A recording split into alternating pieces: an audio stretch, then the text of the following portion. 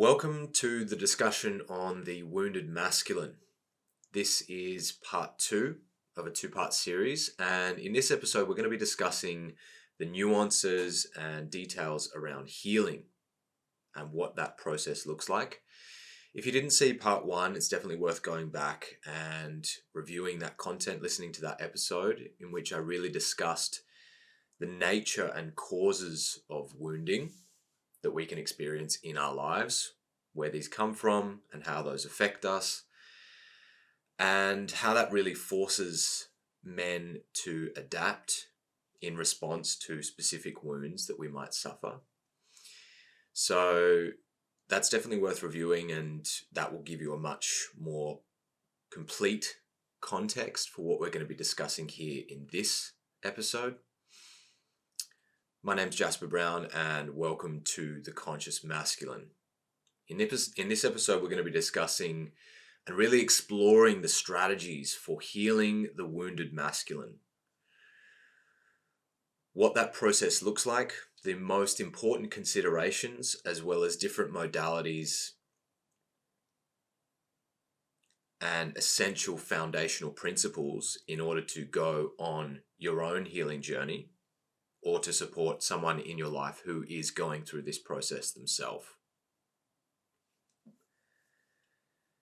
This episode is really informed by my own path of healing over the last several years, especially as my personal growth and development started to unfold in a much more conscious and deliberate sense as I went through my mid to late 20s.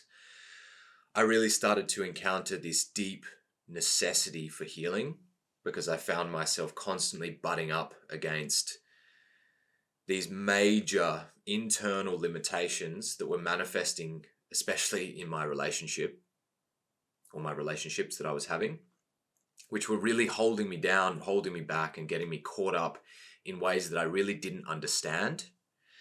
And slowly I started to see the deep necessity of understanding and integrating the past and the experiences that I had accrued throughout my lifetime that had turned me into the man that I was and had given me many of the characteristics that I was displaying, as well as many of my major limitations and sticking points and aspects of my personality that were somehow jagged and rough, that were causing a lot of friction and dysfunction in my relationships,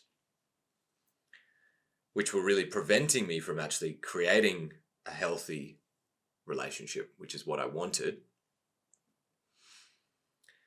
This episode is also informed by the now hundreds of clients that I've worked with around these topics, and I'll be sharing a lot of insights and specific nuances that I've become aware of in guiding intimately hundreds of men through a similar process that I've been through myself.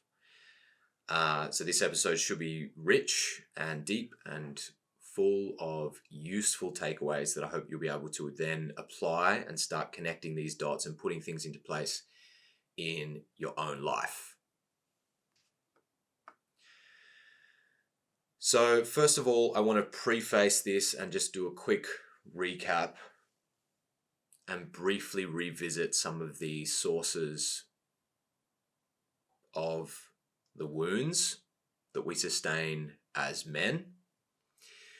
Particularly, we have referred to and started to understand the nature of our childhood experiences and how those reflect and create specific patterns and coping mechanisms throughout our life, and then start to impact our relationships in a somewhat sequential manner as we age.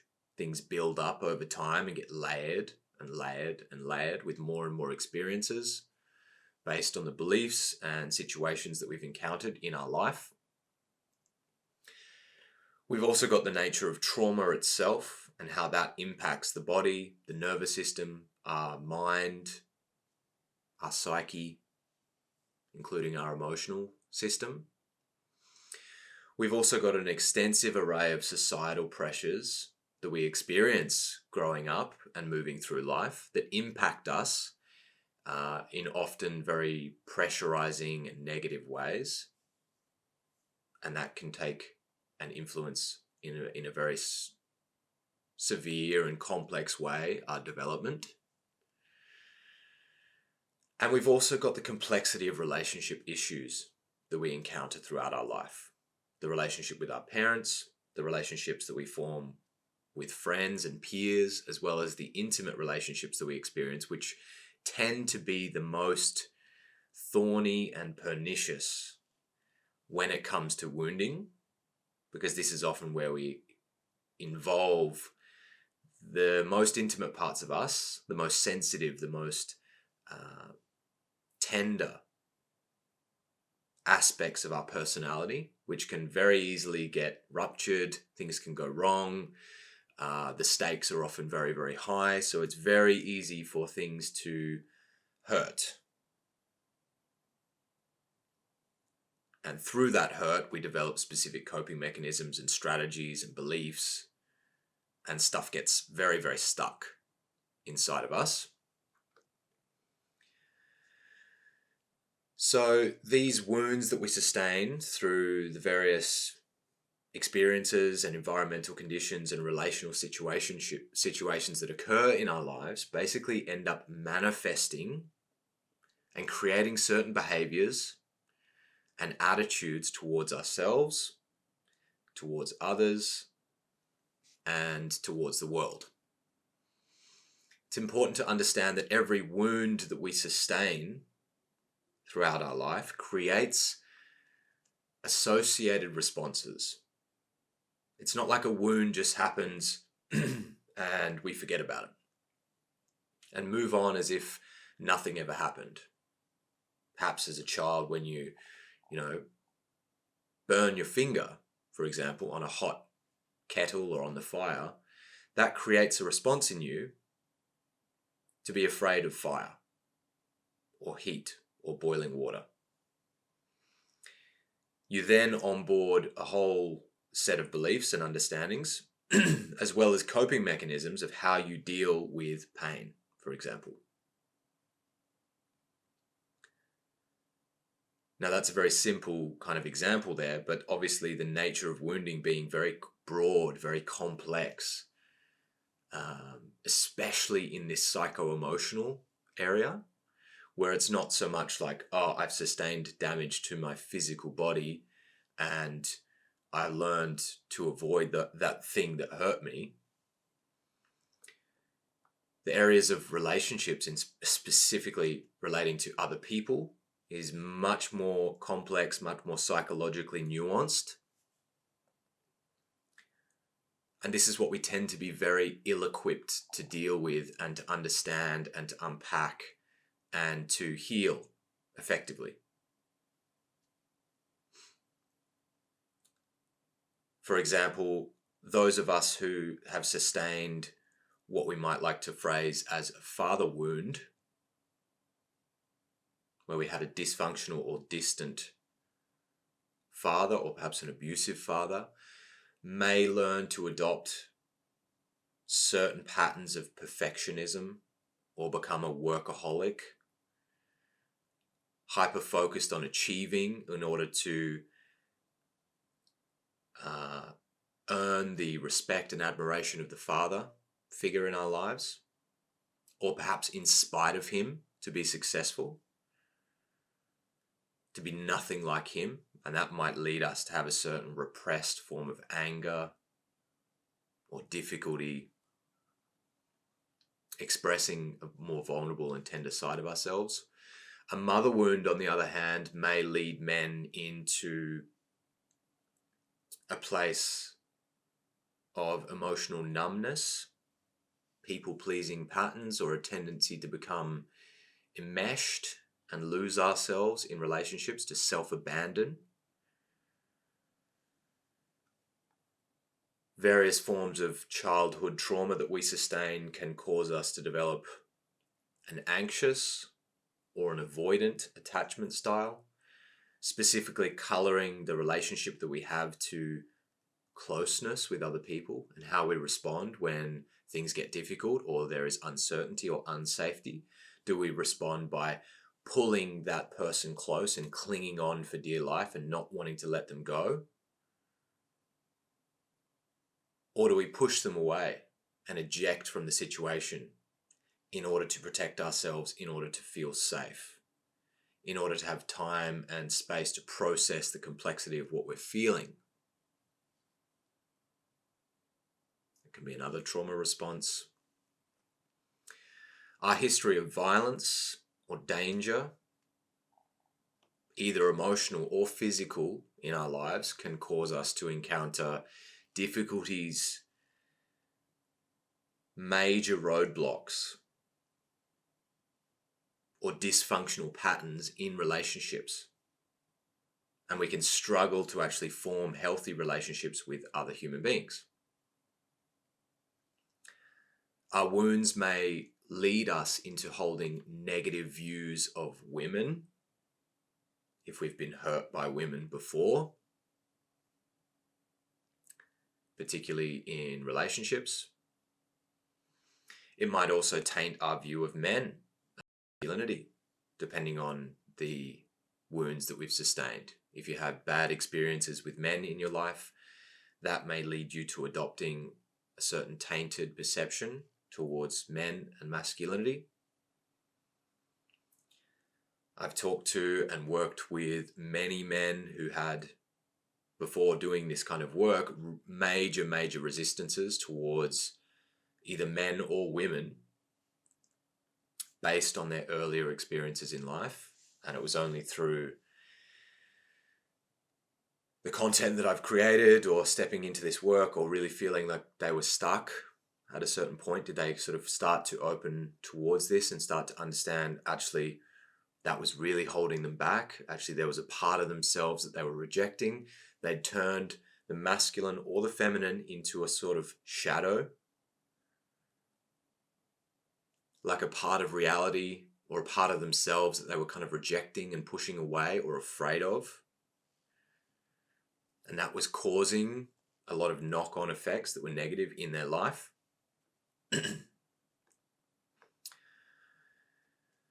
These are just some examples just to put things in a better context and to set up this whole narrative of healing and why healing is necessary, because we can see that the long-term effects of unhealed psychological wounds on our mental health, on our relationships, on our overall health and well-being are severe.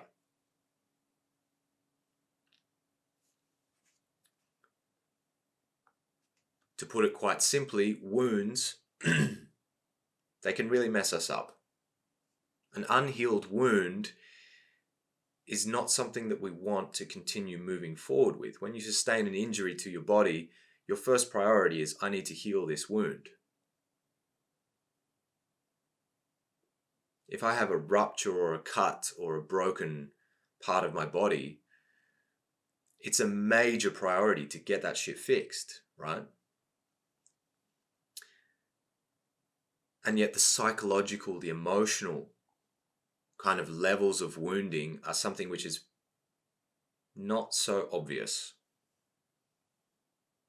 Not so obvious to notice when and how we've sustained those wounds. And the path of healing is also not so plain and visible. We don't have something on our body that we can necessarily look at to see if it's healed. It takes a much deeper felt awareness and sense of inner completeness and wholeness to really understand what healing looks like.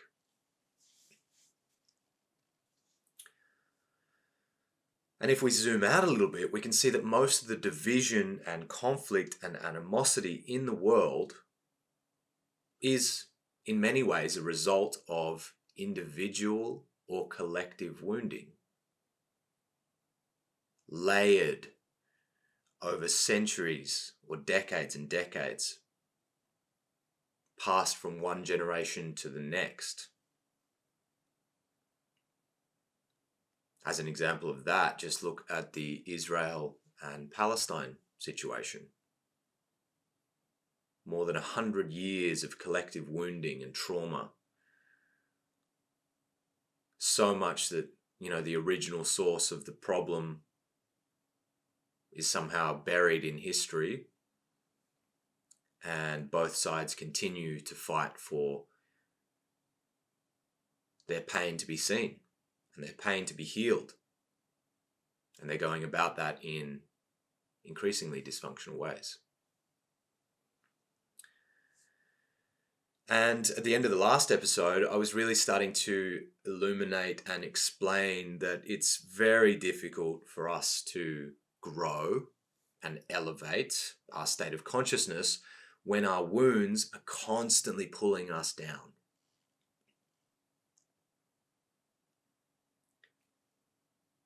The nature of a wound is it's going to continue to bleed or continue to show signs of things being broken or harmed until it's healed.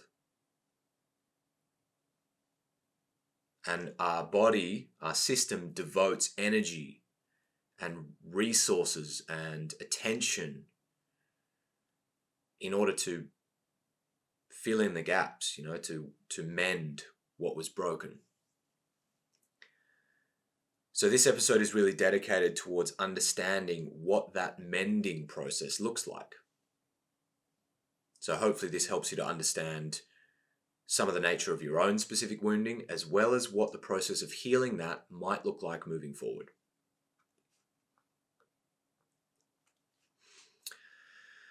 So the first step in healing is really starting to acknowledge the wounds that we have, because we all have a unique set of individual wounding that we've experienced throughout our lives. We also need to understand the collective wounding associated with our culture, to see what are some of the larger scale forces and influences that are being installed or programmed into us by the environment that we are raised in. And the goal is basically to identify the sources of your wounds, both individual, the things that you've experienced in your lifetime, as well as the collective, that given to you by your culture and the environment around you, as well as the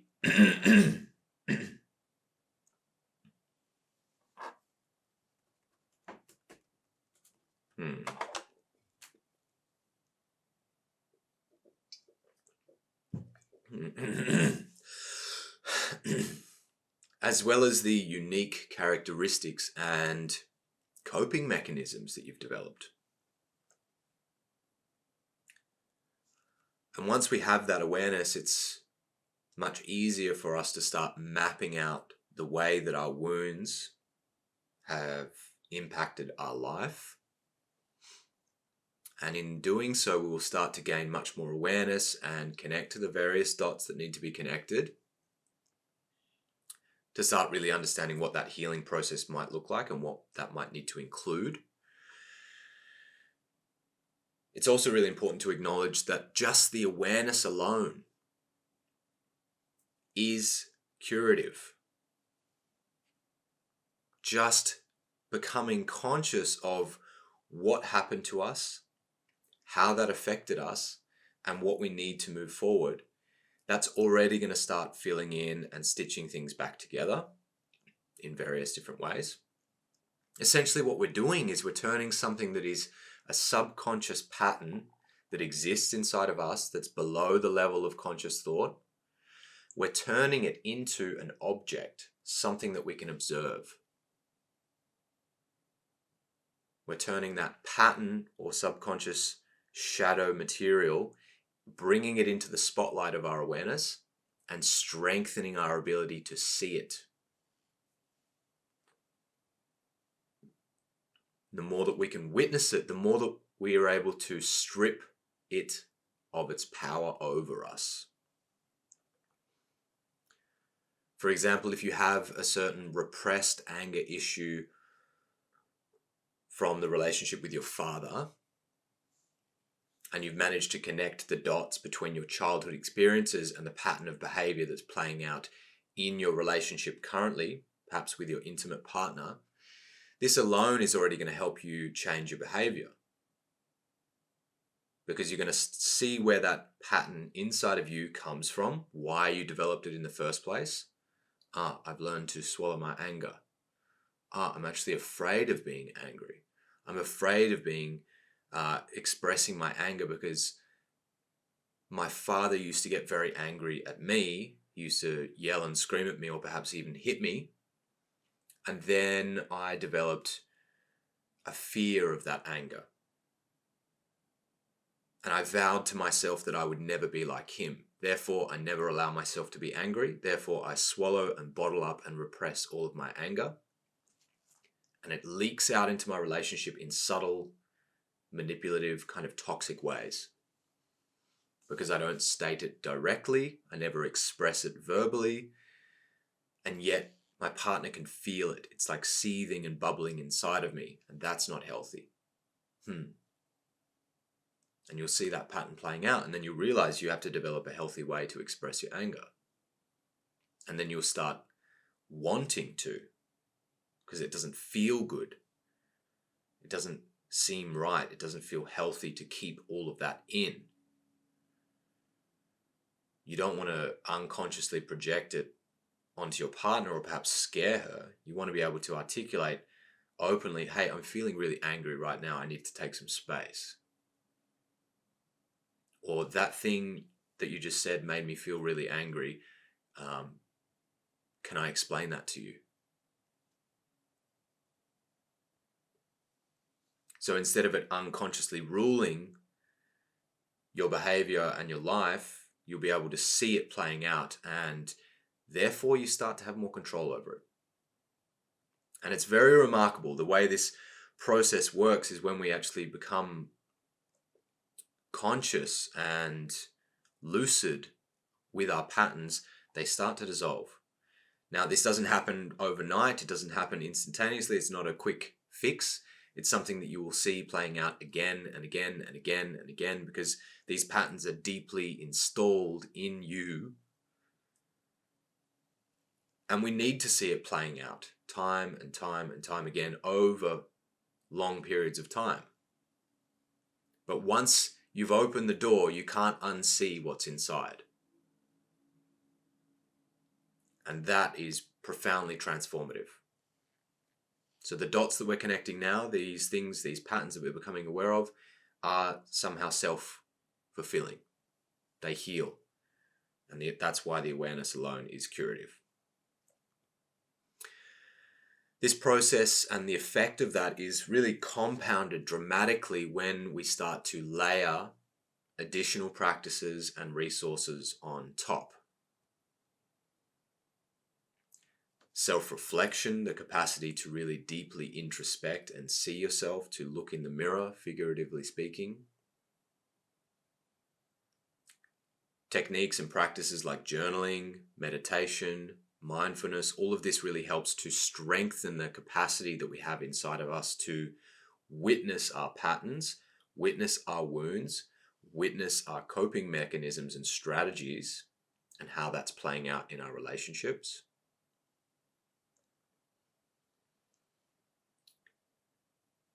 So this process really starts to pick up speed the more that you become aware and the more that you actually start cultivating and practicing certain forms of practices and things that really support this process.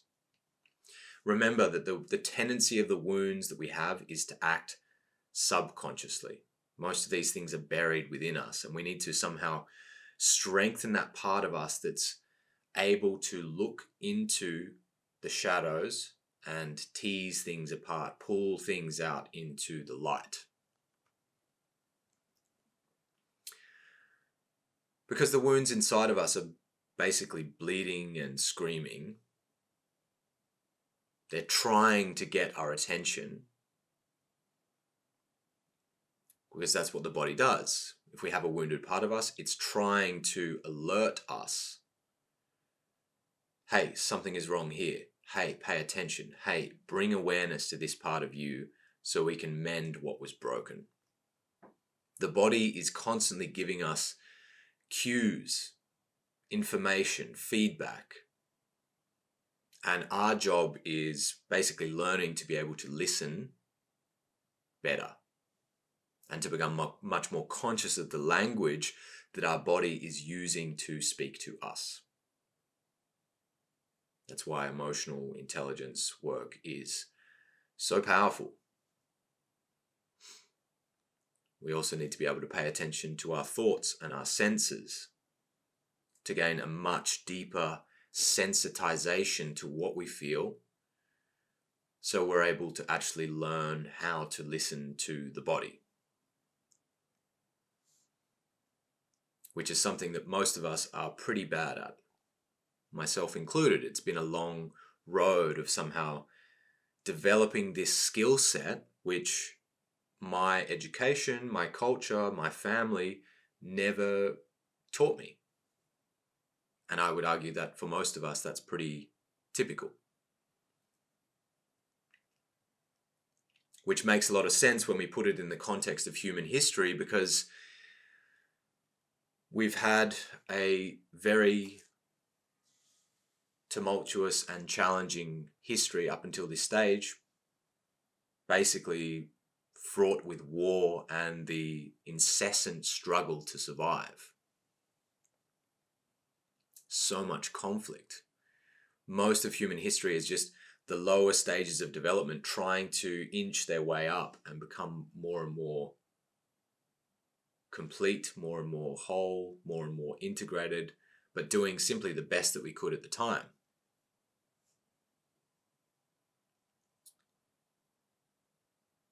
It's only very recently in human history that we've had things like the internet that actually expose us to the vast array of human knowledge, and all of the perspectives that are accessible to us now are really a privilege.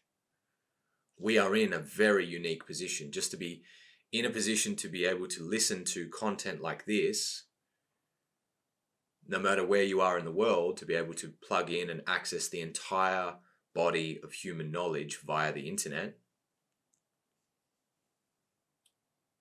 It's an incredible moment because we suddenly have access to all of this information, practices, a sort of holistic approach to personal growth and development, healing, education, health.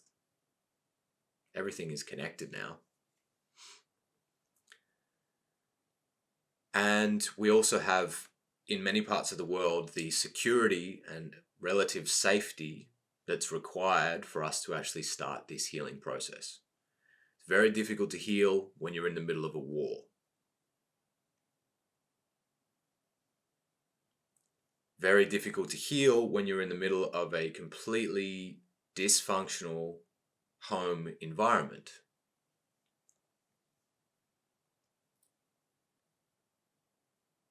We need a certain prerequisite safety and the right information, the right skills and teachings and support in able to begin the healing journey. So for many of us, and for most of us, I would argue that's only just starting to happen as humanity starts to integrate and create a world society. Of course, we have a long way to go. It'll be hundreds or thousands of years before humanity really reaches the higher stages of development where we are really behaving as one species, one world. That's a long way off.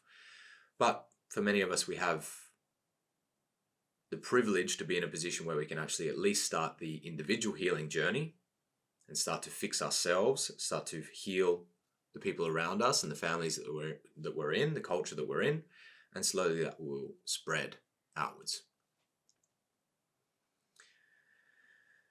It's also important to acknowledge that the healing journey isn't one that we necessarily do alone. Most of the wounds that we've sustained are in relationship to other humans. Therefore, it's really essential that the healing process includes other humans.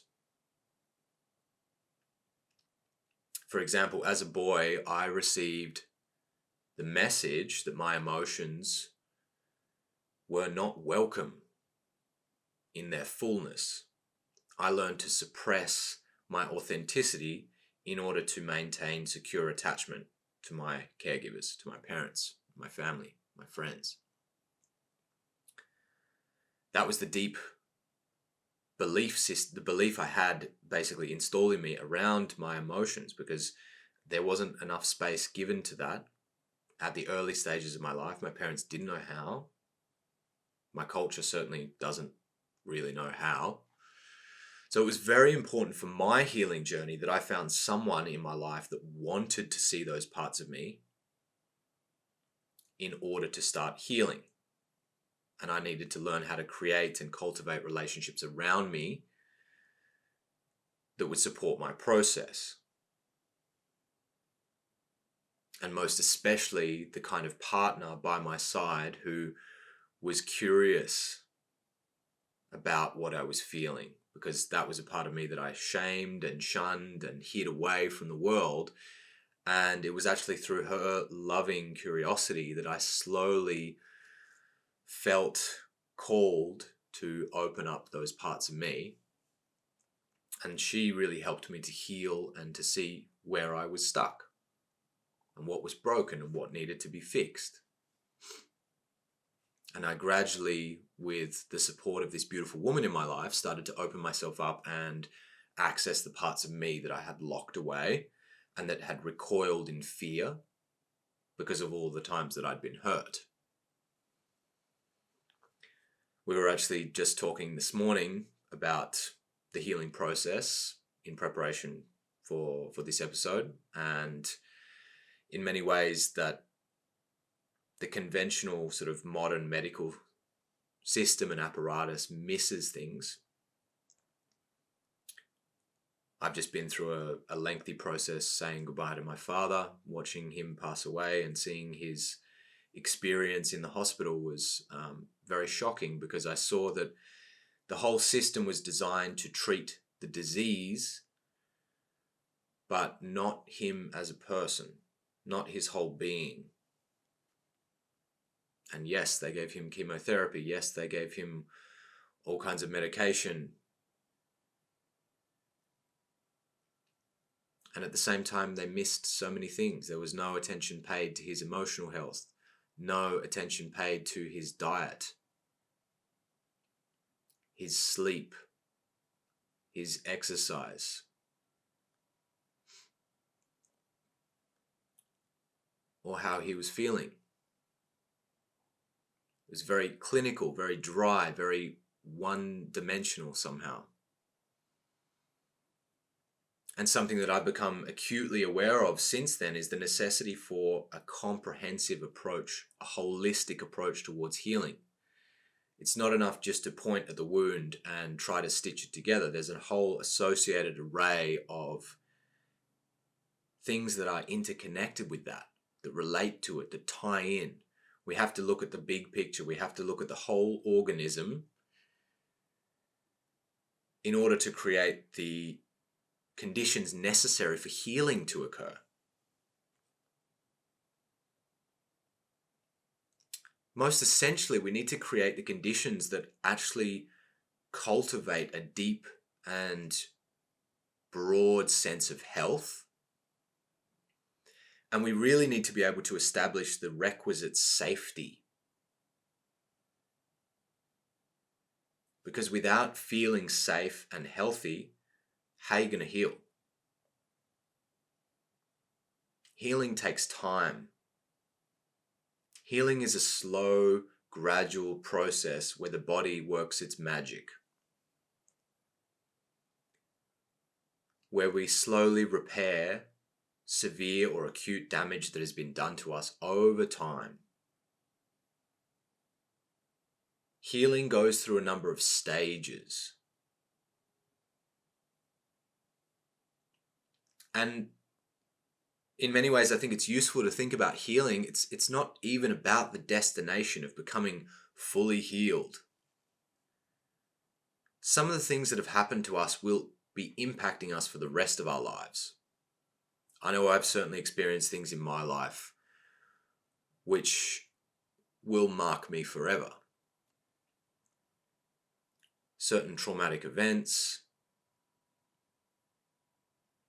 certain deep psychological wounds that I've sustained, emotional coping mechanisms and patterns that are like very, very deep inside of me.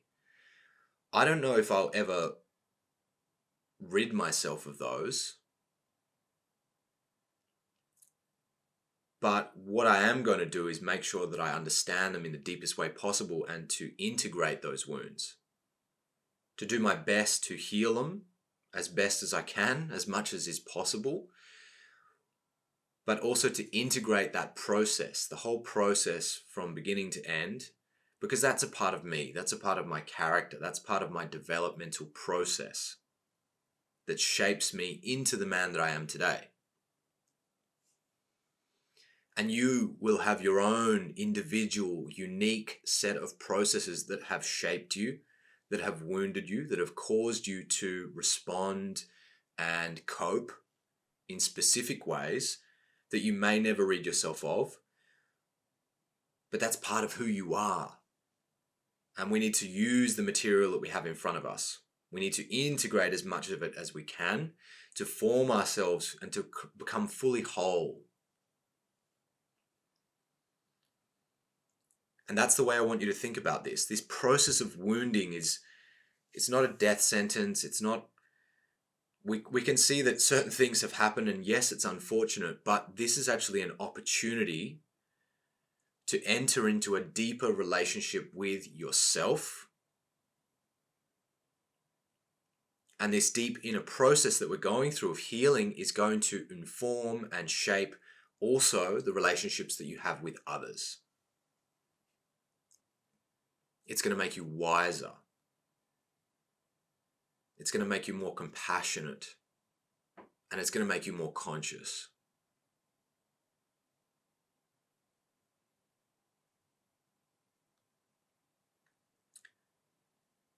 So now we're going to look at some of the practical healing components. Now that I've talked about what the healing journey actually looks like, what do we actually do? What's the process here? How do we go about this? Where do we begin? So in terms of developing an approach towards healing, some of the things that I think are most important and which I've found to be personally very useful, that I've validated through my own direct experience and the work that I've done with hundreds of men around these topics. I think that one of the best places to start is looking at the foundations, because here we really want to build up a structure. We want to build up an approach which is comprehensive and complete. We're not just using a laser to pinpoint the specific wound, and of course that's useful. We also need to zoom out and look at the entire system that is you functioning within the larger system, which is reality. And for that, a really great place to start, I think, is just understanding the 5 doctors, as they're known, which are diet, making sure that we have a very adequate, balanced, healthy source of nutrition, because that obviously creates, food is medicine. Sleep, our ability to rest, digest, and recover and relax profoundly, and integrate the memories and all of the contents of the day. It's really important that we have a healthy circadian rhythm. So we have a healthy cycle of waking and sleeping.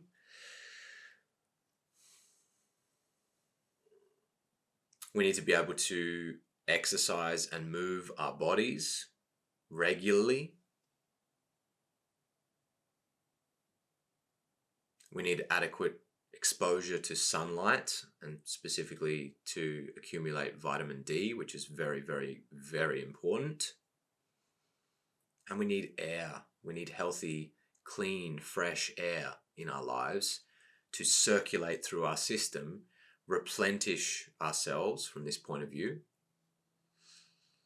I've recently just done a full medical blood work analysis. I'm working with a health coach at the moment. Since watching my father pass away, getting bowel cancer, and ultimately getting got by bowel cancer, this really helped to impress upon me the necessities of the foundations of health. So the 5 doctors, I think, are a really good place to start in just making sure that we actually have a healthy, balanced lifestyle. And my blood work revealed that I had severe deficiencies, specifically vitamin D. I have an iron deficiency. I was not eating enough protein. Things like testosterone could be improved. Not that it was low, but it could definitely be improved. And a variety of other different blood markers, which illuminated a lot of things that I was missing in my diet.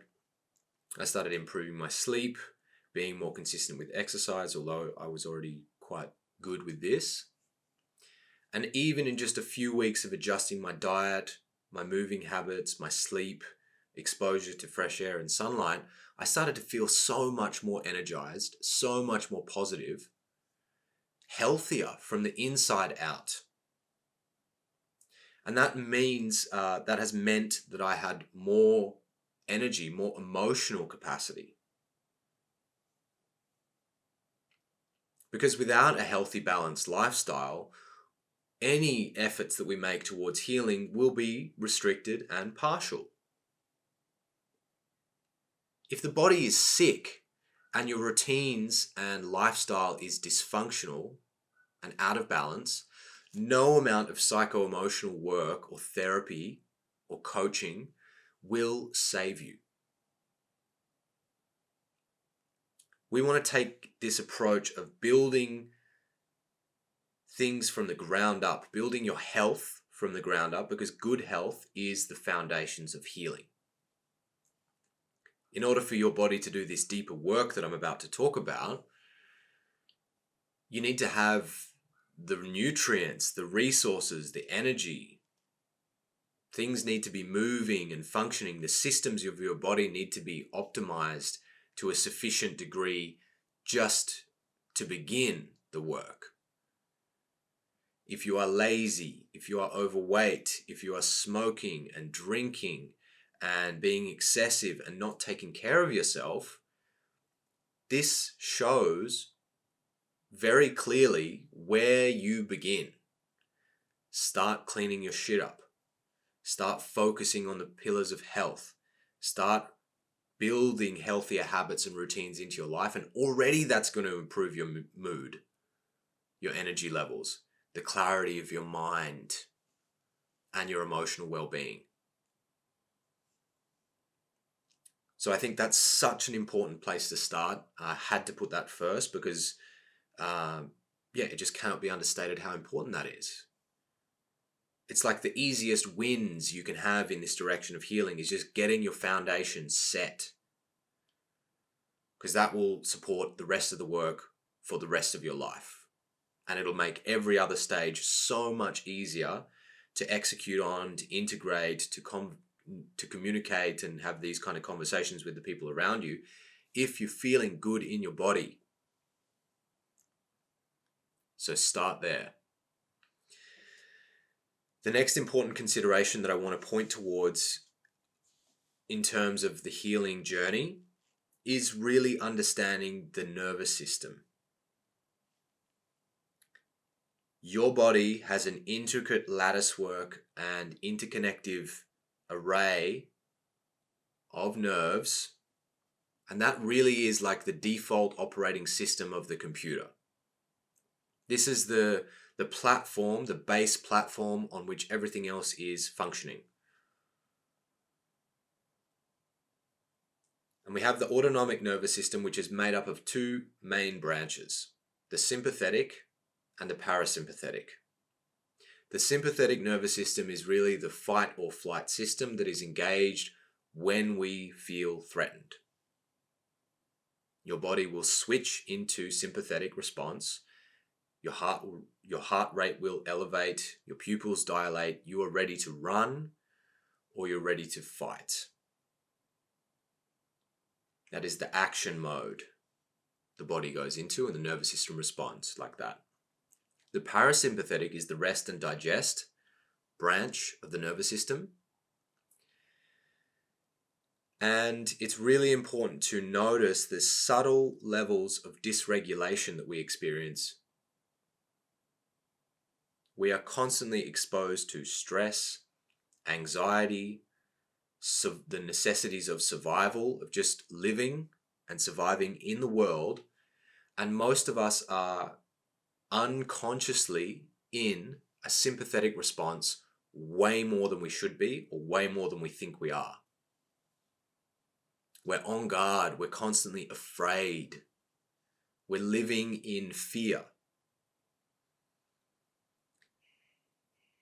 And of course, this gets triggered very easily when we have wounds inside of us. Parts of us that are vulnerable and tender and sore and open, exposed. Especially in our relationships with other human beings, it's very easy for us to have an argument, hear a raised voice, get a certain input or energy or emotional response from outside, from the people around us, from our partner, that triggers the shit out of us and puts us into fight or flight. When you go into fight or flight, the prefrontal cortex basically downregulates, and your ability to communicate and actually articulate what you're feeling becomes very limited. You basically shut down, and it cuts off your ability to empathize with others because you're just focused on just surviving, either running or fighting back. When we're in an excessive sympathetic nervous system response, it's difficult to relax. It's difficult to be in a position where we feel safe. It's really important for us to understand the distinction between sympathetic and parasympathetic, so we can notice when we are stressed and ready to fight or flight. And often we tend to freeze as well. We'll like freeze, stay stuck, and numb ourselves out from feeling. Basically, we're preparing to die.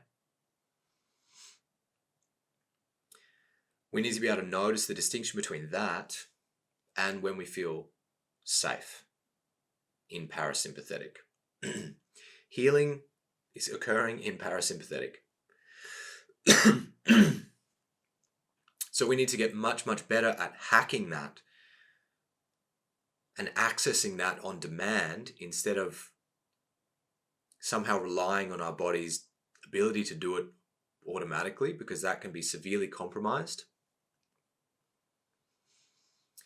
Generally, we have chronic levels of stress and trauma that dysregulate our nervous system. It throws our nervous system out of balance.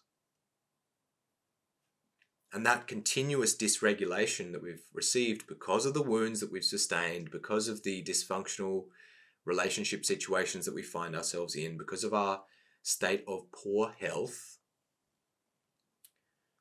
this makes it very difficult for us to actually get into the state, the nervous system state, which is necessary for us to heal.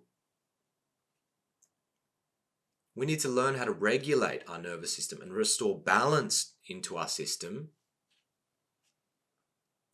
in order to even get somewhere.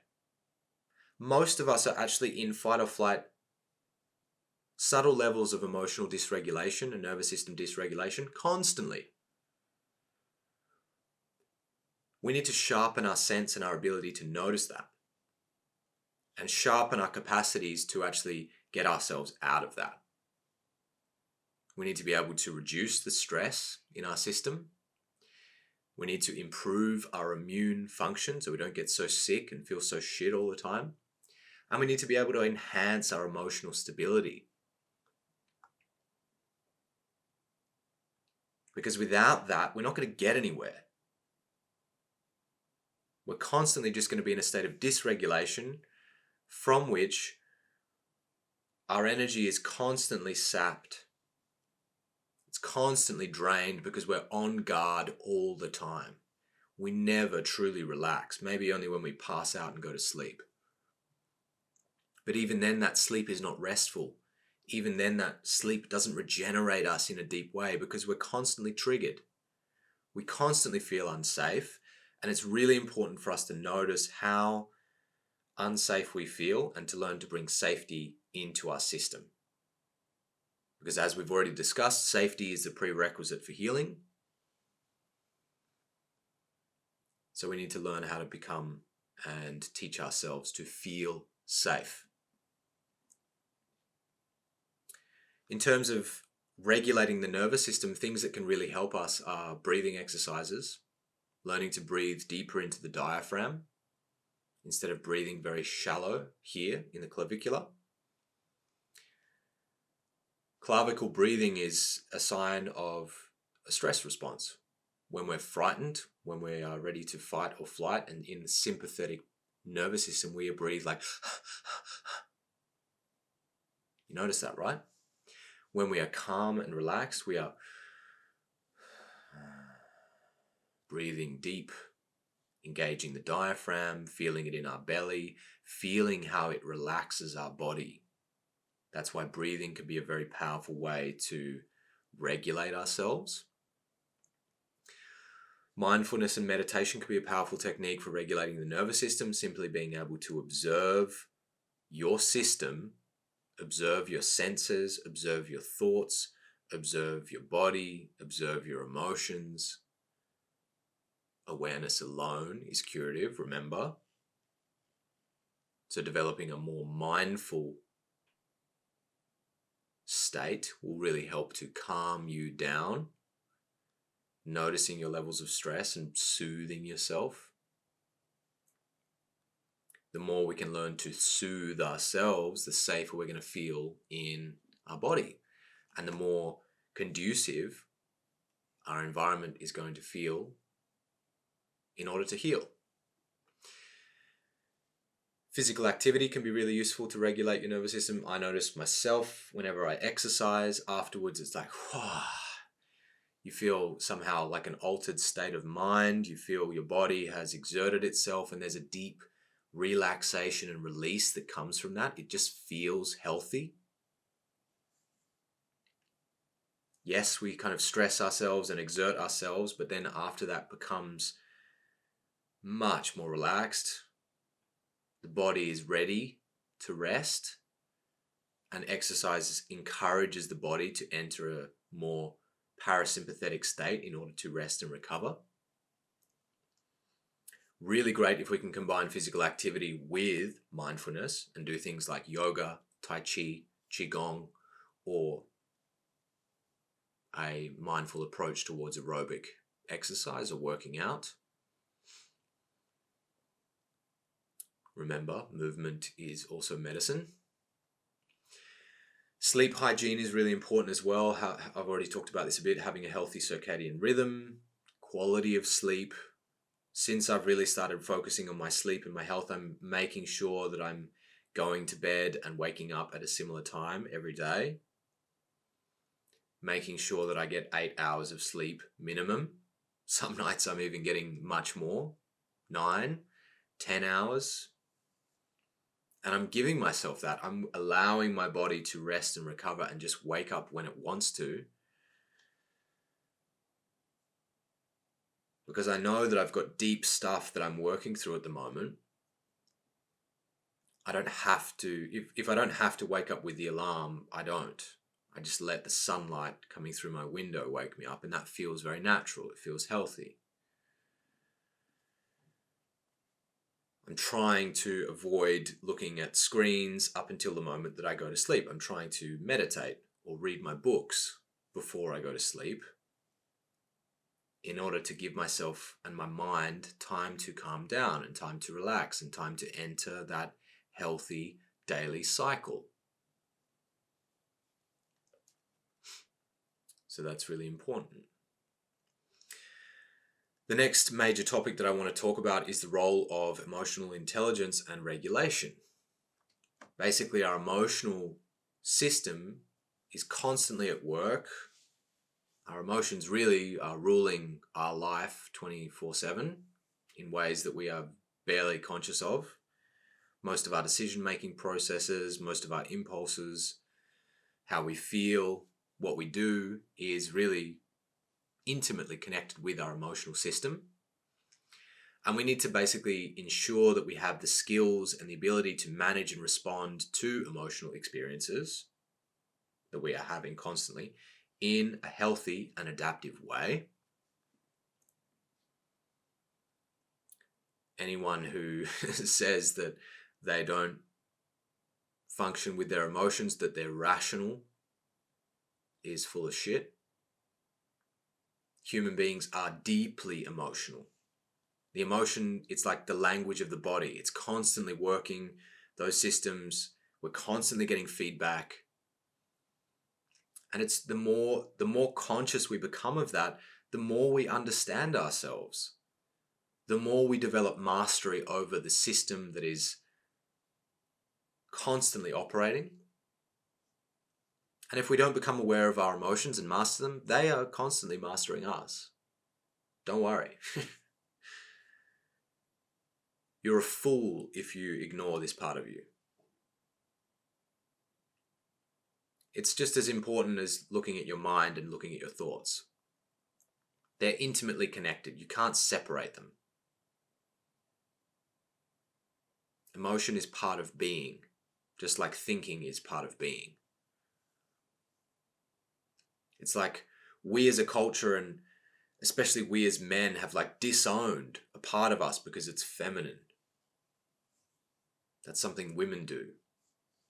Yes, of course, it hasn't been a priority because we've been too busy fucking each other up and killing each other and going to war and taking each other's shit and raping and pillaging.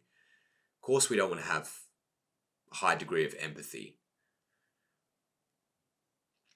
But now, if you're interested in moving towards healing, you need to be aware of what the fuck is going on inside of you and how to manage that. And your relationships will improve in direct relation to that skill.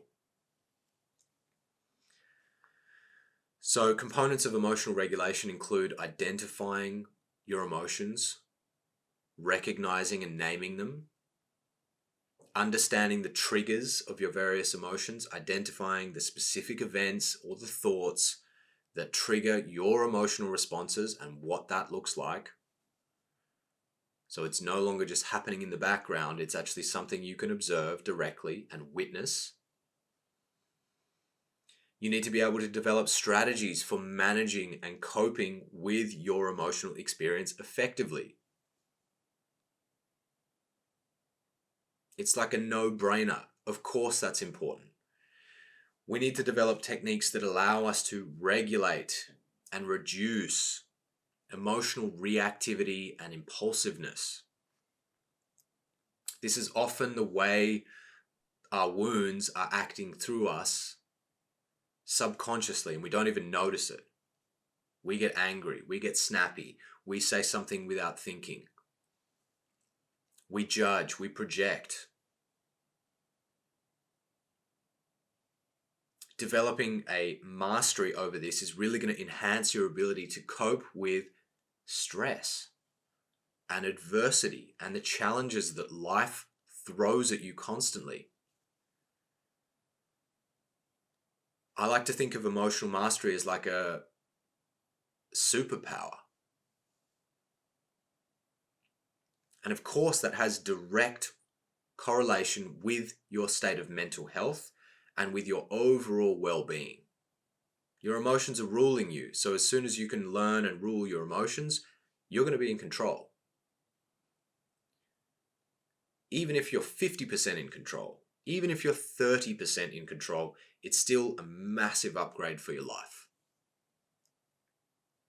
And your process of healing, your relationships, everything in your life will improve. Even your business, your career, whatever you are applying yourself to will benefit from emotional mastery. If you want to learn more about that, go check out the emotional intelligence episode that I created. Really, the combination between these two things, the nervous system awareness and this capacity to regulate and understand our emotional experiences, those abilities are the foundations on which healing is supported, along with the basic health principles that I've talked about. And that will already get you way, way, way down the line. You will make massive strides. Even if you do nothing else, this will advance you in ways you cannot even fathom, and it will transform every aspect of your life. If you understand your nervous system, if you start to master your emotions, and you have a state of good health, man, you will make huge progress in terms of healing.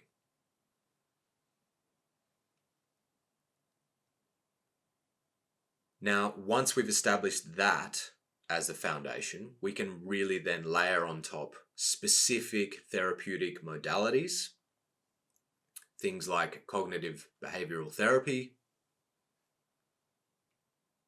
can be very, very powerful. That is one of the most scientifically validated forms of therapy that has been proven. Hundreds or thousands of scientific papers written on these topics. We also have somatic experiencing, which is teaching you how to get in touch with the somatic responses of the body and release trauma, release all of the stuff that we have stuck, locked inside the body. And we can access that without even having to understand it. Whereas cognitive behavioral therapy is going to be much more talking about the problems, identifying limiting beliefs and patterns, discussing strategies for moving through that, learning to engage with the emotional responses and discuss, the behavioral patterns and how this all connects. Somatic experiencing is going to be really getting in touch with the felt senses of the body. We've got things like EMDR, which is eye movement desensitization and reprocessing, also very scientifically validated therapeutic modality. I'm just going to rattle off a list here, which will help just to give you a perspective of things you can explore. We've got the whole field of attachment science and therapy, understanding our attachment wounds, how those get created in childhood, how we carry those out, how we actually create relationships that are securely attached. At this stage of our life, we'll definitely do an episode about that in the future. We've got internal family systems, looking at the inner child, reparenting that child inside of you and showing up as the mother or the father that you never had or didn't have in the way that you needed can be very powerful. Things like hypnotherapy, art therapy, music therapy, psychedelic assisted therapy, all of these are powerful forms of therapeutic healing, which you are definitely encouraged to explore. Everyone is different, right? Everyone has different affinities. We all have things that call to us and other things which don't necessarily call to us. It's really important on your healing journey to explore and have a curious, open mind and test different approaches, different practitioners, different modalities, and hit it from different angles. Triangulate this process of healing and expose yourself to different methodologies, different perspectives, because that is learning, is exposing ourselves to different perspectives, finding what works for us, taking something from here, something from over there, and filling in the gaps that we have inside of us. There's so many things out there to explore. I could make a list of 50 or 100 things you can explore, but I'm going to leave it there for now. And I want to keep this episode a bit more succinct. We'll come back to a lot of this stuff as we move forward. The last thing that I really want to mention in terms of creating the foundations and the process of healing on top of these therapeutic modalities and the building blocks that I've already talked about is your relationships. It's so important who we choose to spend our time with. Who you form relationships with is who you live with, is who you are most influenced by, and who will shape your life the most. So we need to be really careful who we choose to have close to us. We need to cultivate an inner circle of people that are quality, that are conscious, that care about us. We want to create healthy relationships. And then on that, we're going to start layering these understandings of our wounds. And moving forward, this is going to be a topic of conversation with the people around us. We want to use the people around us as mirrors because they are constantly reflecting us, showing us things about ourselves. And we're going to use those mirrors to understand our wounds and heal them. Because the wounds that exist inside of us, the mechanisms, the coping, the strategies, the specific characteristics that they have taught us, they hook in to the people around us. They get triggered by the people around us. So the people around us are going to have a direct impact on our wounding. They're literally where we get the most feedback of how our wounds are playing out in relationship to others. Because most of our wounds developed in relationship with others, this is the place where we can really grow the most and where we can really make the most progress healing. And we really want to surround ourselves with people who we can grow with, who we can share the journey of healing with. Otherwise, it's going to be a real uphill battle. If you're surrounded by people and you only have people close to you who don't give a shit about personal growth and development, they don't care about anything psychological or emotional, you're going to be butting up against brick walls, and these people are going to be triggering the shit out of you. And they're not going to be compassionate. They're not going to understand. They're not going to want to support you. And that's not what you need. You need the opposite of that. You need people who love you, who accept you, who want to see you grow, who want to support your evolution, who want to grow with you. And that creates an upwards virtuous cycle in your life. In terms of building healthy relationships, remember, relationships are built on skill sets. Now, if you integrate the skill sets I've talked about already, health, nervous system regulation, and emotional intelligence, you're already going to have an amazing head start. That's going to be huge in your relationships with other people. We've also got to layer on top of that our ability to communicate, because communication is going to be a core component of healing, because you need to talk about what's going on for you. You need to be able to get the opinion and understand and have these kind of conversations with other people. My partner and I are constantly talking about this topic because we're fascinated by it. We're interested in it. We're constantly pulling things apart and exploring different angles and sharing our insights. And it's an ongoing communication that we have on this topic because we both recognize how important it is, and we share that. And it takes our relationship deeper and deeper and deeper all the time, and it's amazing.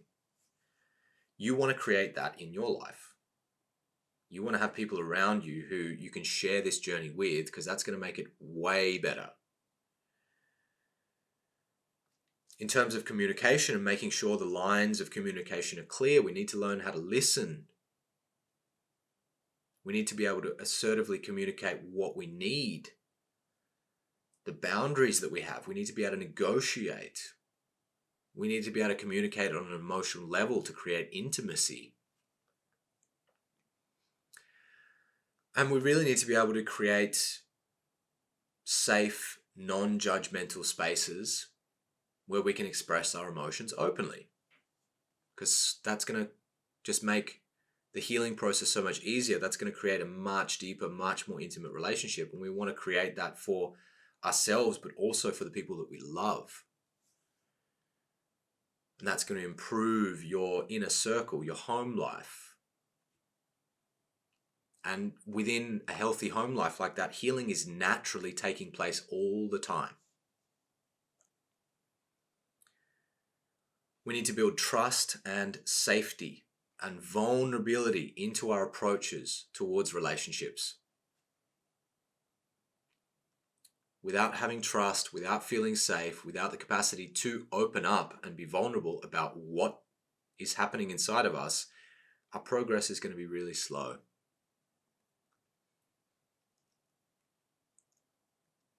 And if we get all that stuff right, our progress is going to be guaranteed. It's also really important that we put ourselves in connection with other people, not just our family, not just our partner, but we want to extend beyond that into community. It's really powerful to be a part of a community of people that are conscious, that care about this kind of thing, that support your process, that share their resources and their energy with you. That's why it's really great to be a part of men's groups or women's groups where you've got dedicated facilitation of people doing this kind of work. It's going to advance your process rapidly. And we learn so much through osmosis, through being around other people and just having our issues mirrored. I hear this all the time from men in my men's group, in the various groups that I run. They say, oh my God, it was so good to hear that guy talking about this thing, his problem with his partner, whatever, because that helped me see that I was not alone. I saw that so many of the other guys had similar problems to me, and that allowed me to relax and feel like I wasn't the only one. And then I learned so much from hearing the other guys just talk about their own problems and how they thought about it, what they felt about it, the situations that were unfolding. The dots that they connected helped me to connect my own dots.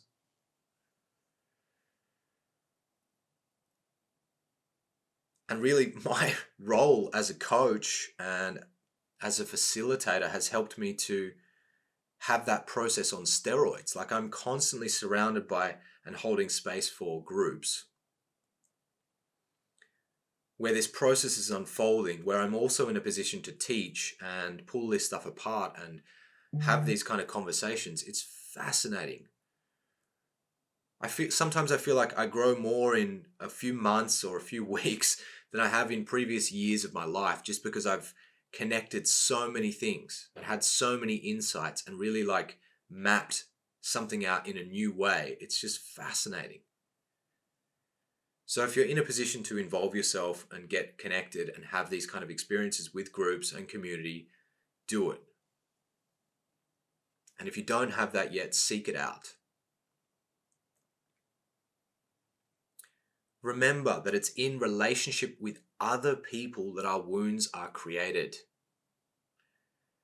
So we need to create the kind of relationships that support our healing process. The aim is always to create healthy, safe experiences in relationships so we can get hundreds and hundreds of reps. Every safe experience is like a pass of the needle, stitching, slowly rewiring and stitching our wounds back together, teaching ourselves that it's okay, that we're safe in relationships with other people, slowly seeing our wounds and coping mechanisms playing out in different situations over time, every time bringing loving awareness to it, talking about it, working through the emotional responses, seeing the triggers, understanding it a bit deeper. This takes time. It really, really takes time to slowly develop the awareness and the skills to meet the wounds and slowly heal them. It's a process. It's a long process. If the wounds have been active inside of you for decades, you're not going to fix them overnight. It's going to take you years. Perhaps you'll be stitching and loving and bringing awareness to those wounds for the rest of your life. And if that is what it is, so be it. It's going to shape you. It's going to grow you. You're going to evolve and deepen as a person as a result of this process. Healing, it's for you, but it's also a gift. It's also a gift to those around you, because what you heal in yourself, you are able to then mirror in others. and support their process. And that is such a beautiful, life-affirming gift.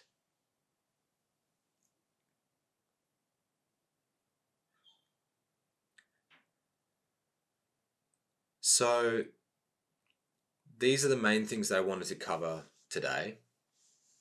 In this two-part series, we've discussed the nature of wounding, as well as looking into the healing journey, as I like to call it.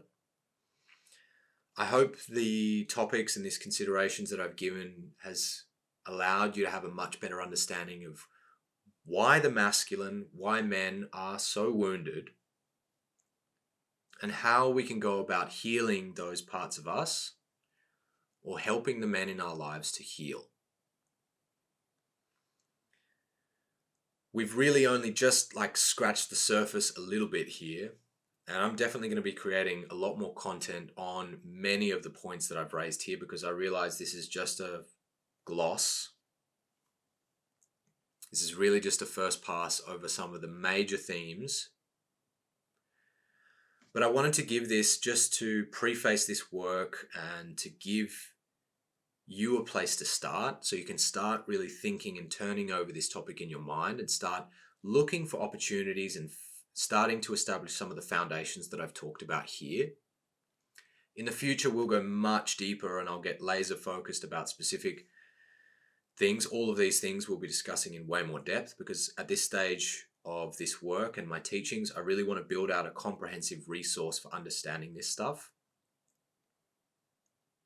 filling in these gaps, building our foundations and establishing healthy life, holistic integration, deep healing, to build the foundation on which higher growth and higher consciousness can unfold. I really encourage you to apply yourself to this work and these teachings. I hope it's landing with you, and I hope it finds a home somehow in you. It's something which has radically transformed and changed my life time and time and time again. And I'm sure you can feel my passion, my love and enthusiasm for these topics.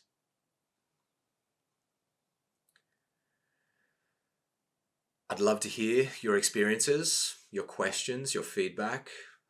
It's super, super welcome. I love engaging with you guys and getting as much feedback as I can on these topics. Obviously, that helps me to prepare future topics. I love to find out what you think. I love to get any kind of feedback so I know I'm on the right track with this stuff. It is kind of an edge, just firing this stuff off into the void of the online space and talking for so long, trying to string all of my ideas and my thoughts together. So I was reflecting this week and feeling how it is. Yeah, it's an edge. It's definitely an edge, and I'm kind of slowly finding my way and figuring out how much to share, what to share, how to share it, and how to articulate my ideas. So I really hope you're finding it valuable. I feel it's coming from a very authentic yearning and deep place in my heart, as a gift that I want to give to you.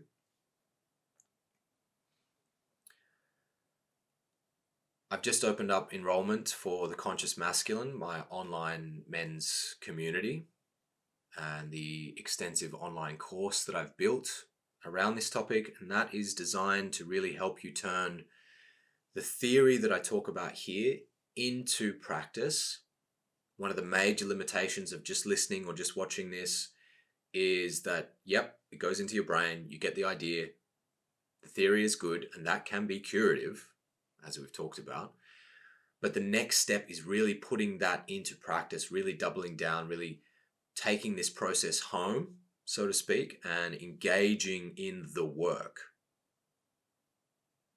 And having a supportive men's group, having like-minded community around you, having specific instructional and homework videos can be very, very powerful as a next step, as a launching platform into continued growth, new habits, new routines, new behavior. So if that calls to you, if you feel inspired by that, I really encourage you to check out the conscious masculine community. You'll find the link to that in the description of this video. If you're enjoying the content, please subscribe to the podcast or to the YouTube channel and share it with anyone that you think would find it valuable. I really appreciate any support at this stage, just as I'm getting the channel going. It's early stages, and obviously these don't get viewed so much. It's only finding people like you, and so your support is really, really meaningful to me, and I really appreciate it. As a final insight, I want to say that being wounded is part of being alive. It's really part of the growth process for us as humans, which shapes us into the beings that we are.